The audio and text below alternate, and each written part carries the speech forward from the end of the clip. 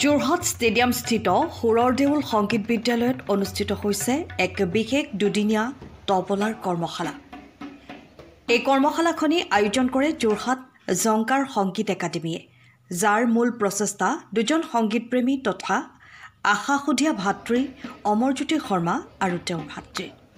দুয়ো ভাতৃ বহু বছৰৰ পৰা তবলাৰ সৈতে গভীৰভাৱে জড়িত।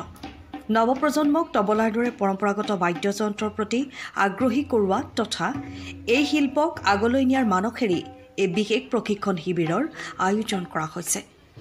এই কৰ্মশালাৰ মুখ্য প্ৰশিক্ষক হিচাপে উপস্থিত থাকে আন্তঃৰাষ্ট্ৰীয় খ্যাতিসম্পন্ন তবলা শিল্পী কলিকতাৰ সুব্ৰত মান্না।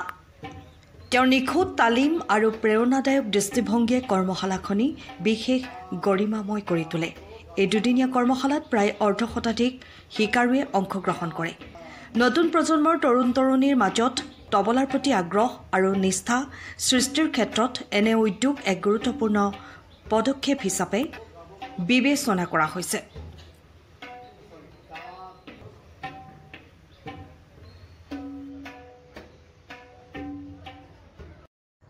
মই সুব্ৰত মান্না, মই কলিকতাৰ পৰা আহিছোঁ।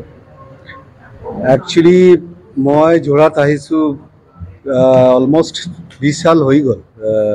আৰু অমৰজিৎ সি মোৰ ভাই বন্ধু, মানে বহুত ভাল tabla player, percussionist and very good teacher. তো মই অমৰক চিনাকি অমৰৰ লগত 15 সাল হ'ল নেকি। আৰু ইয়াত মই আগতে মানে তবলাত ৱৰ্কশ্বপ কৰিছিলোঁ বেলেগ জেগাত। তো তেতিয়া মানে অমৰক মই লগ পাইছোঁ আৰু মই চেষ্টা কৰিছোঁ তাক শিকাবাৰ। তো এতিয়া তাৰ বহুত ষ্টুডেণ্ট আছে, বহুত ভাল বজায় বিকজ অফ হিজ ট্ৰেইনিং।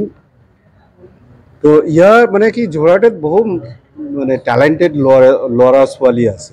তো অকল মানে গাইডেন্সৰ লেকিং আছে। সেইটো মই চেষ্টা কৰিছোঁ কি ইণ্ডিয়া ৱৰ্ল্ড বা হোল ৱৰ্ল্ড তবলাটো যি মানে পজিশ্যনে বাজিছে, সেইটোৰ যোনটো প্ৰপাৰ গাইডেন্স আৰু তালিম মানে ট্ৰেইনিং লাগে। তো মই চেষ্টা কৰিছোঁ তেনেকুৱা, মানে মই যেনেকুৱা গুৰুৰ ওচৰত, মই পণ্ডিত শংকৰ ঘোষৰ শিষ্য। গতিকে ৱৰ্ল্ড জানে পণ্ডিত শংকৰ ঘোষ ইজ এ লেজেণ্ডেৰী তবলা মাষ্ট্ৰ। আৰু মই কৰ্ণাটিক তালা ছিষ্টেমো শিকিছোঁ পণ্ডিত এছ শেখৰ, মানে হি এমিনেণ্ট মৃদংগম মাষ্ট্ৰ। আৰু মোৰ প্ৰথম গুৰু পণ্ডিত সুনীল ভট্টাচাৰ্য, বেনাৰস ষ্টাইল। তো মানে যেনেকুৱা মই শিকিছোঁ মই গুৰুৰ ওচৰত, তেনেকুৱা মই চেষ্টা কৰিছোঁ মানে ল'ৰা ছোৱালীক শিকাব ট্ৰেডিশ্যনেলি, যিটো পৰম্পৰাগত তেনেকুৱা। তো মই খুব আশাবাদী এই অসম পৰা যোৰহাট পৰা বহুত ভাল ডাঙৰ আৰু মিউজিচিয়ান আগে মানে পাব, এইটো আশাবাদী। মই একচুৱেলি সঁচাকৈ আজি ভাগ্যৱান। আমি শিকাইছোঁ, ভাইটিয়েও মই বহুত বছৰেই হ'ল, প্ৰায় 15-20-22 বছৰেই হ'ল শিকোৱা। যোৱা মাহত আমি আমাৰ এটা ইনষ্টিটিউট খুলিছিলোঁ, জংকাৰ মিউজিক একাডেমী। তাৰে প্ৰথম প্ৰচেষ্টা হিচাপে আজি ছাৰক মাতিলোঁ। ছাৰ কলিকতাৰ পৰা আহিছে, সুব্ৰত মান্না ছাৰ। তেখেতে দুদিনৰ কাৰণে যোৰহাট আহিছে কৰ্মশালা দিব। ছাৰৰ কৰ্মশালা বেলেগত চলি আছিলে তিতাবৰত। ছাৰে মোক কোৱাৰ কাৰণে দুদিনৰ কাৰণে যোৰহাটত ব্যৱস্থা কৰিলোঁ। বহুত আহিছে আজি ল'ৰা ছোৱালী, প্ৰায় 6 বছৰৰ পৰা আপ টু 25-30 বছৰলৈকে ল'ৰা ছোৱালীবিলাক আহিছে।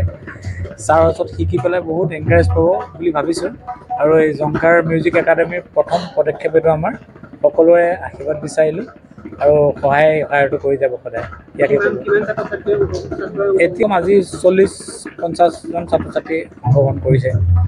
মানে মই ভবা নাছিলোঁ কিন্তু মানুহ বুলি, কিন্তু আহিলে ভাল লাগিছে সেইকাৰণে। প্ৰায় 50 গৰাকী।